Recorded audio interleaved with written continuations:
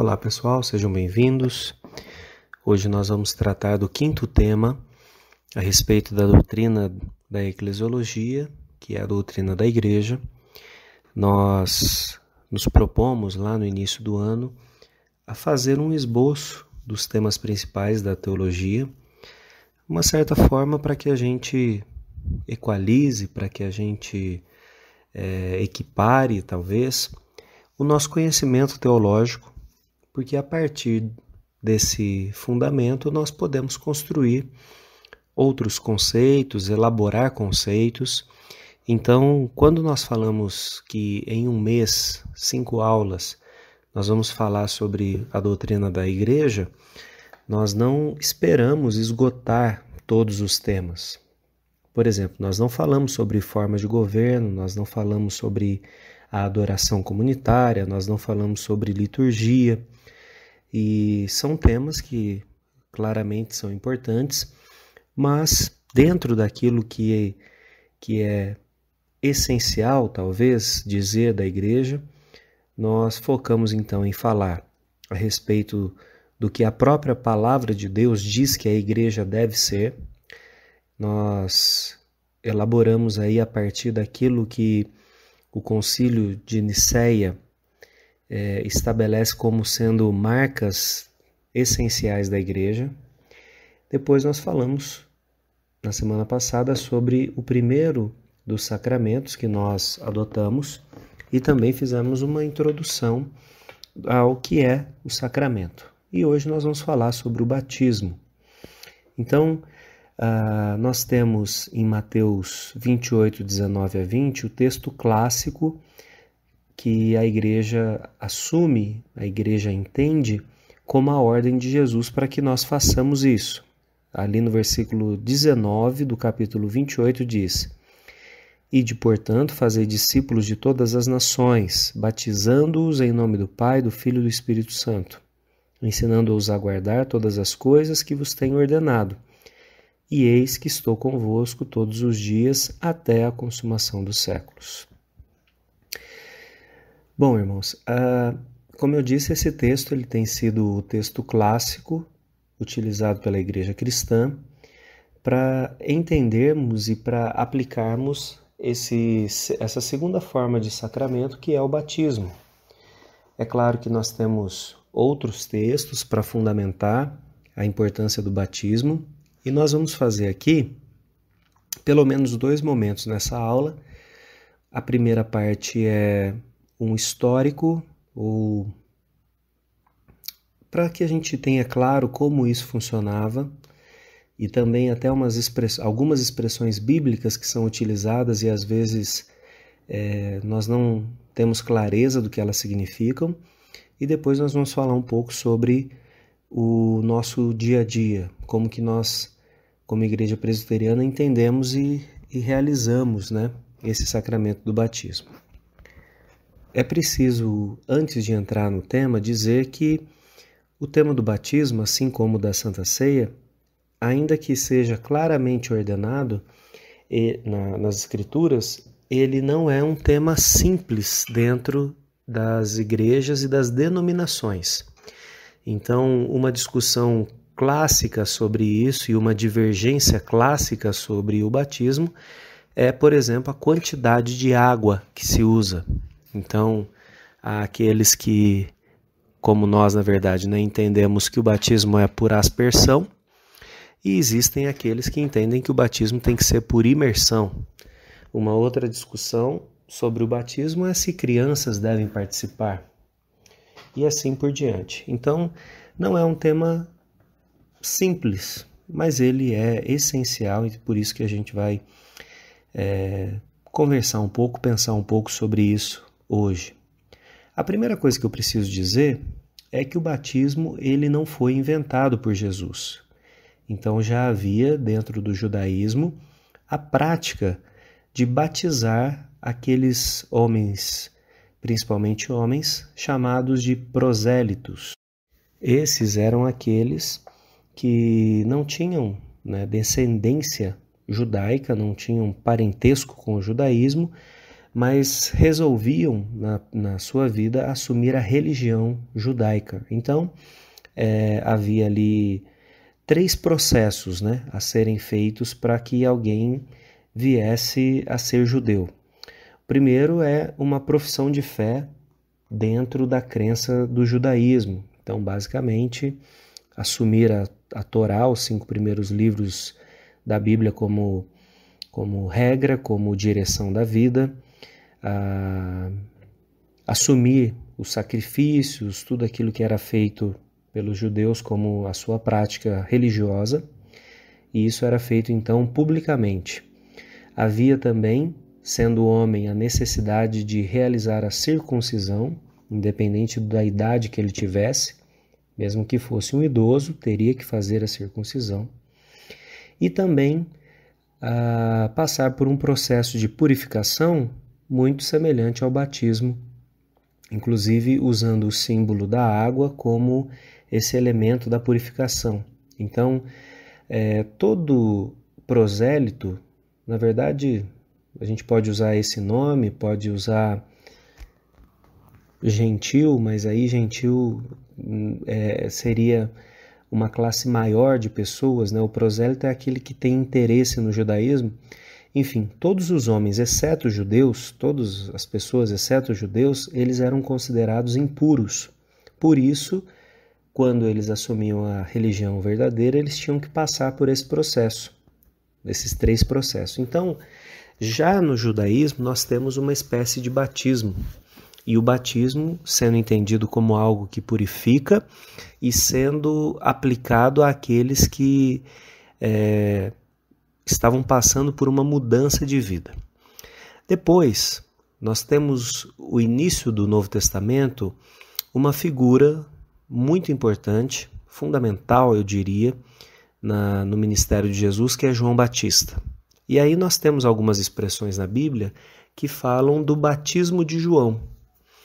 E às vezes a gente pode supor que é a mesma coisa do batismo cristão, mas há uma diferença. Então, o que João Batista, que até recebe esse nome, fez? Ele utilizou da prática do judaísmo de batizar prosélitos impuros, mas ele disse que não apenas os prosélitos precisavam ser batizados, mas os judeus também. Então, João ele faz um rompimento no entendimento da época, porque eles entendiam que eles eram puros, e João chega e diz, não, todos são impuros, todos precisam ser purificados, né? E aí, se você se lembrar dos textos, né, que expressam ali as falas de João Batista, por exemplo, Mateus capítulo 3, nós temos ali expressões fortíssimas, né, que demonstram esse entendimento de que todos precisavam se arrepender. Por exemplo, uma dessas frases no capítulo 3, verso 2 de Mateus, ele diz, arrependei-vos porque está próximo o reino dos céus. Só precisa se arrepender aquele que está no caminho errado, aquele que está fazendo a coisa errada. E essa expressão não era para os prosélitos apenas, mas para todos. Então, quando você lê o Evangelho, você tem algumas citações desse batismo de João, mas no livro de Atos, nós temos também um momento em que Paulo encontra algumas pessoas que haviam passado apenas pelo batismo de João. E aí, naquele momento ali, há o ato do batismo, né?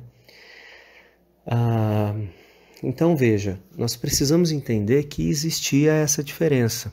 E o batismo de João ele é diferente do de Jesus, porque o momento em que Jesus estabelece o batismo é exatamente no momento posterior à sua ascensão, à sua ressurreição. Na verdade, não ascensão no sentido de como ele foi para o céu, mas no sentido de que ele já se revela aos discípulos como vitorioso, como aquele que já superou todas as coisas. E então por isso que esse batismo ele é inaugurado de uma outra forma, né? Feito com base naquilo que Cristo diz e inclusive o formato que esse batismo vai ter, em nome do Pai, do Filho e do Espírito Santo, é estabelecido aqui. É bem diferente do que acontecia lá atrás. Jesus, então, ele estabelece uma nova aliança. A gente viu na semana passada que a Páscoa, de certa forma, foi atualizada para a Santa Ceia, recebendo ali um significado novo com o pão e o vinho, corpo e sangue.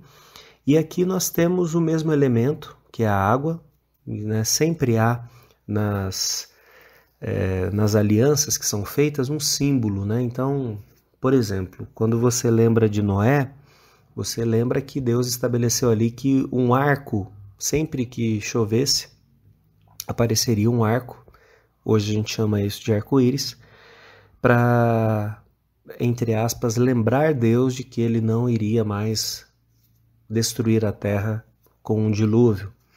Então, esse arco, o arco-íris, ele é um símbolo.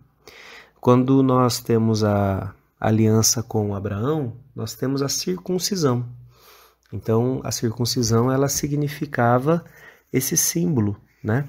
Tudo bem que depois, lá no texto de Romanos, o apóstolo Paulo vai dizer que a circuncisão, ela precisa transcender o aspecto físico. Ela é algo realizado no coração. Então, há uma marca que distingue aqueles que são de Jesus e seguem a Deus fielmente, que é muito mais do que o ato, lá quando criança, de ter sido circuncidado. E a gente precisa entender, irmãos, que os símbolos, eles sempre apontam para algo muito maior. Então, é até interessante a gente pensar que dentro da possibilidade, por exemplo, da Santa Ceia, de que o corpo ali de Jesus, o pão, na verdade, é transformado no corpo, a gente está reduzindo. O sentido é que esse pão, como simbolizando o corpo de Cristo, ele é muito maior, ele se estende a muito mais do que simplesmente aquele ato. Algumas pessoas falam a respeito disso com relação ao batismo, né? O desejo de que, de repente, fossem batizadas em um rio que ia ter o símbolo de que a pessoa entrou ali, então aquela água levou a maldade, ou levou o pecado. Pode até ser um símbolo significativo para algumas pessoas, mas a gente precisa entender que o símbolo ali, que a água é apenas um símbolo. Então a quantidade de água, ela não vai interferir se você foi batizado num rio, numa piscina ou na frente da igreja, como a gente costuma fazer. O importante é a gente entender para aquilo que o símbolo está apontando e não necessariamente a quantidade do símbolo que está ali. Porque pode ser até que a gente caia num falso entendimento de que o importante é a quantidade de água ou de onde essa água vem ou como ela foi preparada. Todas essas coisas elas são secundárias dentro desse aspecto do sacramento. Então, nós caminhamos para o entendimento, irmãos, de que o batismo que Jesus estabelece, ele é esse sinal de uma pessoa que recebe a graça externa. Ela não tem como resolver isso por si só. Ela recebe, então, essa graça que aponta para a regeneração, para o aspecto de que nós nos identificamos com Cristo no seu sofrimento, na sua vida, na sua ressurreição e inclusive na sua vitória, porque a partir do momento que nós nos identificamos, nós nos unimos a essa nova aliança, que é tudo por meio da graça de Deus, nós recebemos as bênçãos, mas também as responsabilidades disso, né?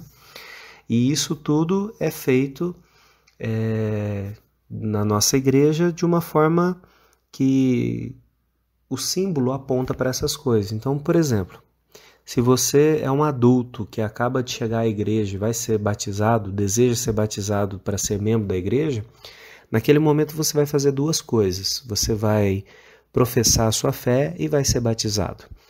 O símbolo que a gente usa da água, aspergida, né? Você poderia entender também como borrifada, ela nos remete há um símbolo muito importante do Antigo Testamento, que era, no momento em que o sacrifício de expiação era feito pelo povo, os sacerdotes eles aspergiam parte desse sangue sobre as pessoas. E o que isso simbolizava? Que as pessoas que tinham tomado parte naquele sacrifício e tinham recebido aquele sangue, independente do quanto foi borrifado de sangue na pessoa, a questão não é a quantidade, de novo, tá, irmãos? A questão é o símbolo. Essas pessoas, então, elas tinham tomado parte nisso e iam receber as bênçãos de ter participado daquilo, o perdão dos seus pecados, por exemplo. Então, hoje nós batizamos por aspersão. Pode ter muita discussão sobre como isso funcionou historicamente, mas assim, o símbolo que nós trazemos é uma relação com esse símbolo da expiação lá atrás. Então, quando nós somos batizados hoje, nós relembramos esse símbolo de ser perdoados, de ser regenerados, de fazer parte naquele sacrifício que foi feito e receber as bênçãos advindas daquele sacrifício também. Então, aqui é que mora a ênfase, ou o que é mais importante em tudo isso. Você pode, por exemplo, dizer, mas eu acho que o símbolo de ser mergulhado completamente pode ser mais bonito, porque significa que eu sou uma nova criatura. Mas a gente precisa entender que esses aspectos, né, simbólicos, eles nunca vão ser suficientes para mostrar tudo o que significa. Por isso, a Igreja Presbiteriana tem adotado esse sistema há muitos anos. Há muita gente aí que faz um trabalho histórico para defender que sempre foi feito assim.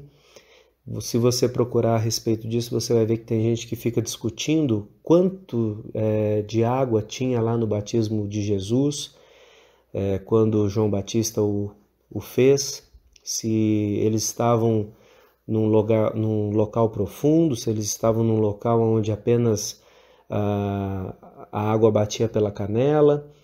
A questão é a gente entender que João ele está atualizando um símbolo que era precário na época, onde só era entendido que pecadores eram os de fora. João fala, não, todos somos pecadores, precisamos da graça de Deus. E depois Jesus aperfeiçoa ainda mais esse símbolo, trazendo essa ideia de que nós estamos, de fato, assumindo todo esse papel do que simbolizava, por exemplo, a circuncisão naquela época. Então, se você era povo de Deus, necessariamente você precisava ser circuncidado. Esse era o símbolo, né? Hoje nós temos o símbolo do batismo. E sempre que a gente fala, irmão, sobre o batismo, vem a discussão que nós, Igreja Presbiteriana, nos assemelhamos muito à Igreja Católica porque nós batizamos as crianças. Em um outro momento lá atrás, nós já falamos um pouco sobre isso, mas eu quero relembrar aqui algumas coisas. Primeiro, é que dentro desse aspecto do sacramento, a nossa interpretação e o nosso pensamento é muito diferente da Igreja Católica. Não sei se você se lembra, mas na semana passada eu falei de uma máxima que parece que é uma discussão apenas teológica, mas não é. A respeito de onde é ou de quem é que efetua o ato do sacramento. Então, enquanto a Igreja Católica entende que há uma cooperação da pessoa que participa, nós entendemos que ela é uma ação externa, ainda que a pessoa que o receba tenha extrema necessidade de que isso aconteça. E é claro que a partir da soma da graça derramada sobre essa pessoa com o sacramento, ela vai agir em resposta a isso. É esperado que isso aconteça. E nós sempre nos remetemos, quando a gente fala sobre isso, ao Antigo Testamento, porque ele é uma base segura de como as coisas eram feitas de acordo com a prescrição de Deus. É claro que o povo sempre foi pecador, mas nós temos ali as prescrições. Então, a circuncisão ela era realizada como esse símbolo, do povo que pertencia a Deus, e ele era feito normalmente em uma criança de 8 dias. Poderia acontecer ali alguma divergência, né, de 8 dias ou um pouquinho antes, por causa do sábado, então como isso era contado. Essa criança de 8 dias não sabia o que significava o que estava acontecendo. Esse menino, né, de 8 dias não sabia o que significava, mas a partir do momento que ele era circuncidado, os seus pais, a comunidade religiosa, eles entendiam que essa criança ela estava dentro desse círculo de pertencer a Deus. Mas aquela criança já cria? Não, uma criança de 8 dias, ela não tem capacidade cognitiva de argumentar com você a respeito de Deus. Contudo, essa criança ela crescia sendo relembrada e ensinada do que isso significava. Havia garantia de que essa criança certamente seria um religioso, uma pessoa de Deus ali? Não havia. Mas o ensinamento e tudo aquilo que é necessário e que é responsabilidade daqueles que cuidam das crianças fazer, era feito. E uma dessas prescrições que eram necessárias era exatamente fazer isso, fazer a circuncisão. Nós entendemos que o batismo ele é uma, entre aspas, atualização da circuncisão. Então hoje o povo de Deus é o povo que é batizado. Claro que podem acontecer situações como aquele ladrão da cruz que acabou crendo em Jesus e não houve tempo de ser batizado. Nós não entendemos que o batismo é essa marca que qualifica ou não a pessoa a ser salva. Mas para aqueles que têm a oportunidade de ser batizados, e eu diria que talvez 99% das pessoas têm essa oportunidade, então é uma recomendação, na verdade uma ordenança. Lembra que sacramento traz essa ideia de se comprometer com algo, de cumprir algo que é ordenado. Por isso, então, entendendo que a revelação de Deus ela é progressiva, mas ao mesmo tempo ela traz essas linhas que permanecem, nós batizamos as crianças nesse entendimento. Quando uma criança é batizada na igreja, se você já participou de alguma dessas cerimônias, você se lembra que perguntas são feitas aos pais, perguntas são feitas à igreja e compromissos são estabelecidos ali.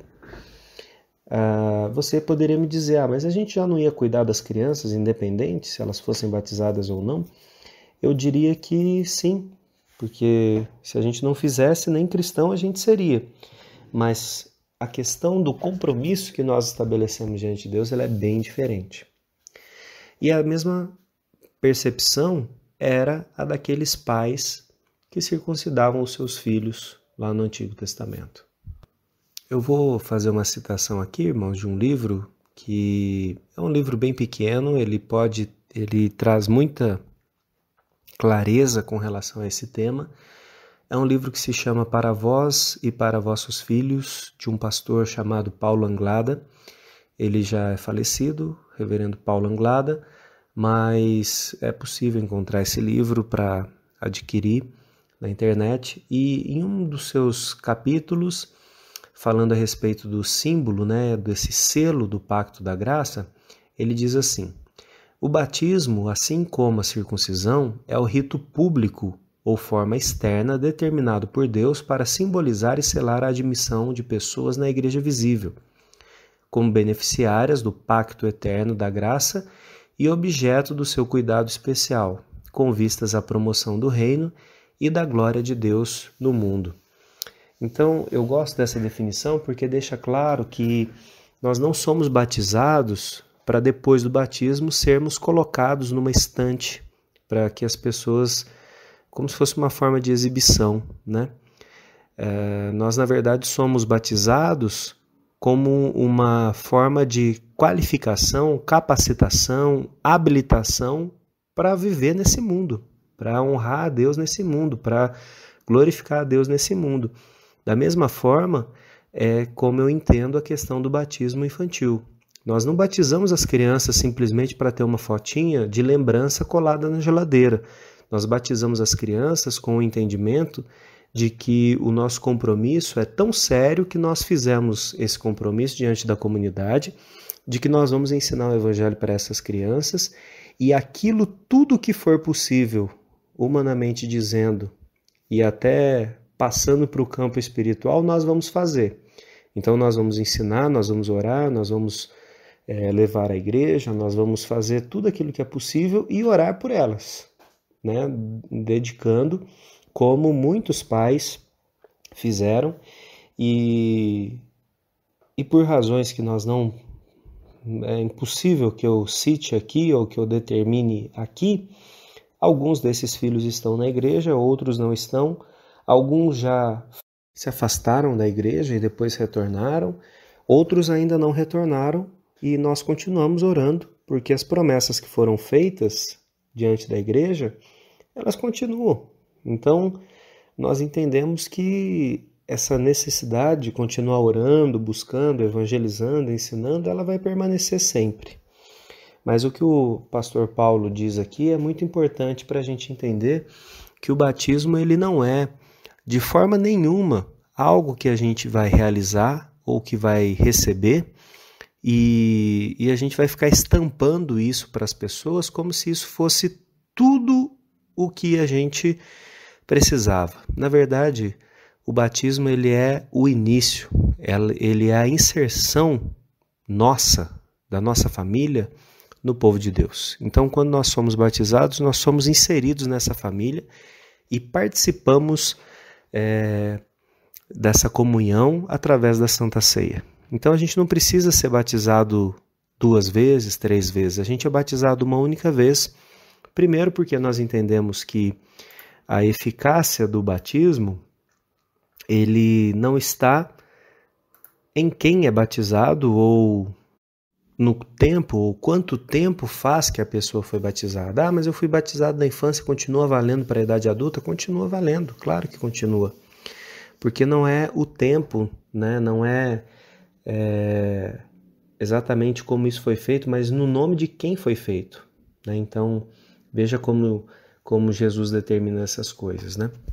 É preciso dizer aqui, irmãos, que nós, como a nossa igreja, ela não tem dificuldades em receber pessoas de outras denominações que foram batizadas, né? Então não há necessidade de rebatizar.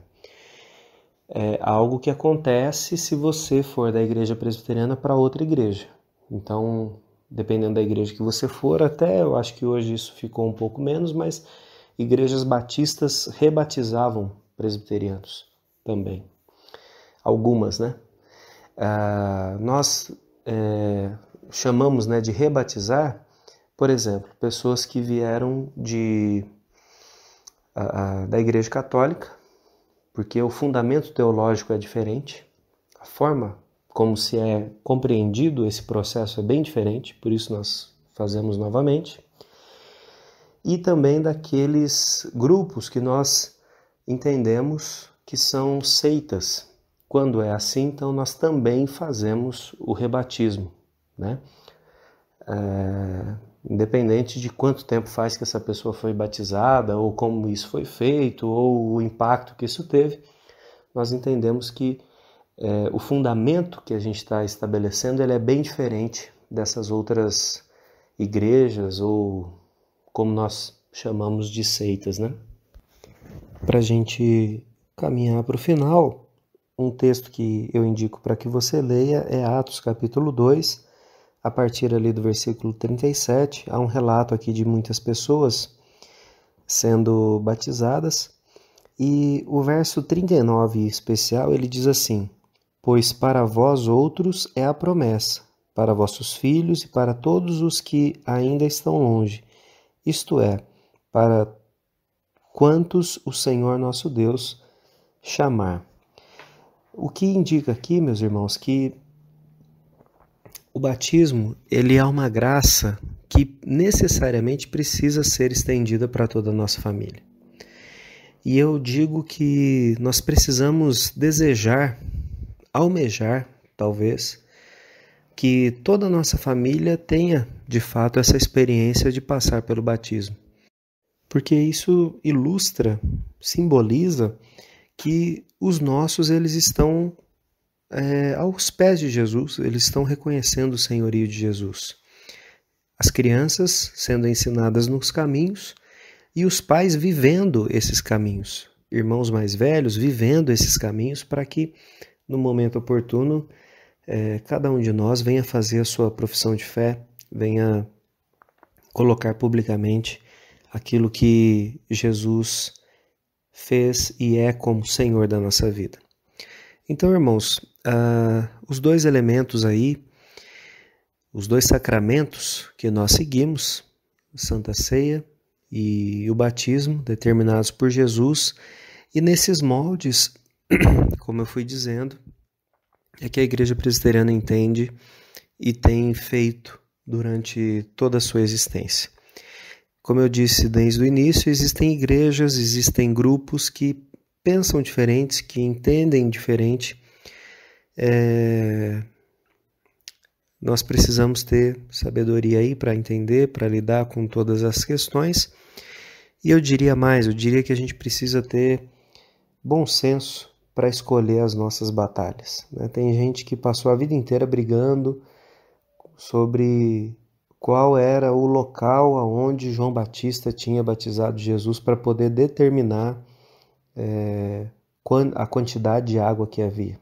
Eu acho que nós temos coisas muito mais importantes para discutir e, principalmente, eu diria que a nossa maior preocupação deve ser em levar as pessoas, porque foi isso que Jesus disse, fazer discípulos e batizá-los, inserindo nessa família. Então, essa é a nossa preocupação. Nós entendemos, como sendo bíblica, a forma como nós fazemos, é claro, e por isso nós seguimos assim. Tá bom, irmãos? Então, que Deus te abençoe, que você que já é batizado possa aí agradecer a Deus por aquilo que Ele já te deu como graça. Se você ainda não é, eu convido você para me chamar para a gente conversar. Eu posso falar com você mais detidamente sobre esse assunto e nós vamos caminhando aí para ter esse privilégio de participar do batismo de outros irmãos, que é um privilégio realmente para nós como igreja, ver pessoas conhecendo Jesus, se dobrando aos pés dele e seguindo a ele fielmente. Então que Deus te abençoe, um grande abraço e nós